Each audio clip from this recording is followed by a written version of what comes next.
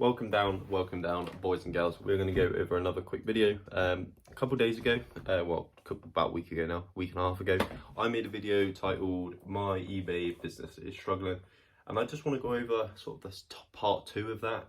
What I'm actually doing, the actionable steps I'm taking, to try and sort of recover it and sort of save it, if you will.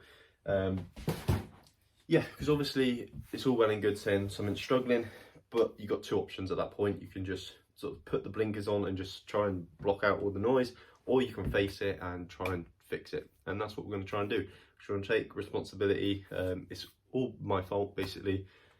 Mistakes I've made have made us struggle. But yeah, you do as best as you can until you know how to do better. And then once you know how to do better, you do better. So I'm not going to judge myself for it. I'm not going to sort of punish myself for it. I'm just going to, accept the fact I didn't know what I was doing as much as I do now and move on. Basically, that's all part of business, that's all part of life. It's just learning and moving on. So this is what I'm trying to do to make things better again.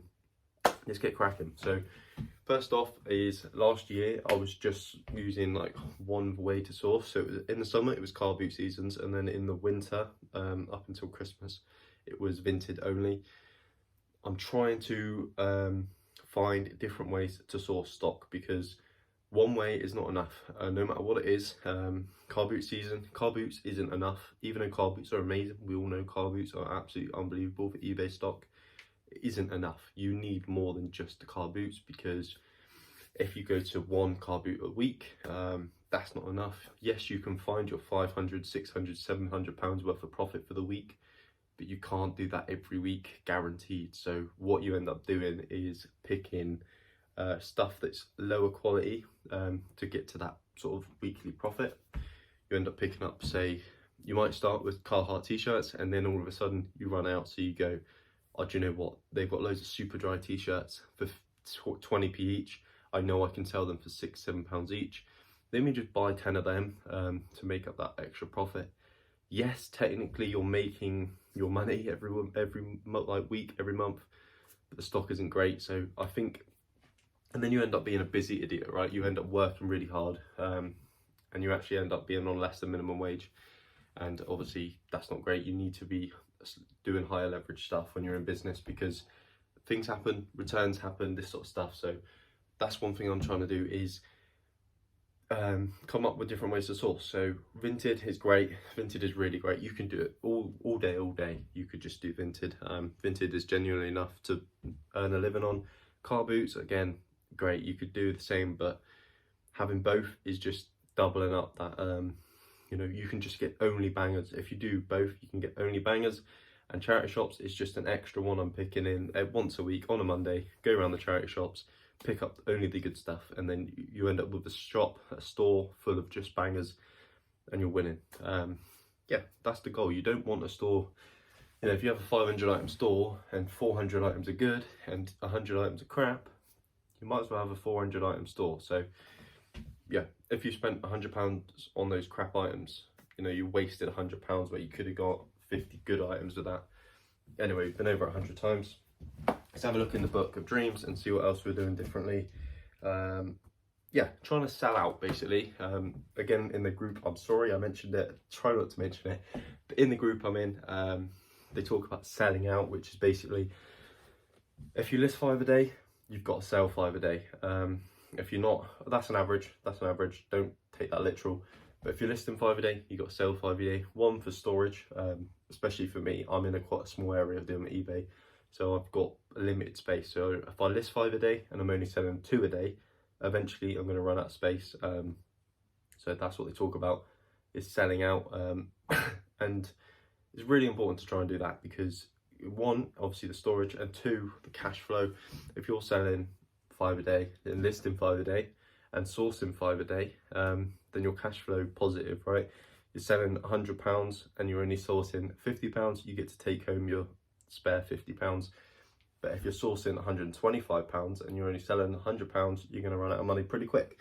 So that's one thing I'm focusing on, is trying to sell out. And the way you sell out is listing only good items. Only good items with a high sell-through rate that can sell fast. Trying to make them higher ticket, so £20 and up. and you list the same amount every day. So you list 5 a day, every day, 7 days a week. And a great way to do that, if you want to take your Saturdays or your Sundays off, do a draft bank. Just do a draft bank. List the 1 extra a day, but put it in your drafts, and then on Sunday you can just release those drafts. That's what I did this week, and my sales have been very steady. Usually I get peaks and troughs. I'll get no sales on a Monday, Tuesday no sales, Wednesday 15 sales, and it'll just be like really scattered. This week it's been, you know, pretty much between 4 and 7 sales a day, which makes sense because that's how much I've been listing and that's how many sales we're getting. So just trying to do that. It makes things a lot easier because it's a lot more consistent on the sales. Yeah, and that is basically it. It's very easy to just come on here and say, this is what I'm doing, this is how I'm doing it. But, you know, it's harder to put into practice because, you know, we can sit all day and we can say, this is my metric, this is what I'm doing now. And then we get onto car boot season and I see loads of football boots for £1 each that are going to sell for £8, and my brain goes, pick them all up, they'll take 5 minutes to list, pick them up. And now I have to sit there and go, absolutely not, that doesn't hit my metrics, and I got to fight to try not to pick those up. Whereas last year I would have snagged them all. And it's just getting out of that mindset of, even now I'm thinking, well, just pick them up. Because if you buy 8 pairs and you only need to sell 1 to recover that money. And it's really hard to try, and even now I'm like, well, yeah, just pick them up. It's really hard to try and get that out of your head, but it's necessary and it's something you need to do. You need to stick to your metric, stick to your sort of business, what your business needs, and stick to it, because if you don't, you end up overrunning and you end up crashing and burning, which is something I've experienced, and it's a sneaky little bugger because you don't think it's happening, you think you're all right, you think you're on track, and then all of a sudden all the good stuff sells, and then car boot season ends and you're like, shit, I've only got crap in my store, I'm now selling 2 a day, what am I going to do? Cash flow slowed down, and yeah, you end up just being like, fuck, now what? So it's very important, only bangers in the store, and then year round you don't slow down, and you smash it year round instead of just in the summer. So yeah, just bear that in mind. Try and come up with a metric. Maybe your metric is £5 profit, maybe your metric is £3 profit.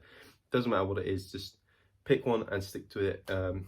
And basically, it's helped me massively. That's all I can say. I'm no expert in eBay. I'm completely clueless. But the things I do know are helping me massively, and I want to share them because if I'd known them a year ago, it would have saved me so much time and hassle and money.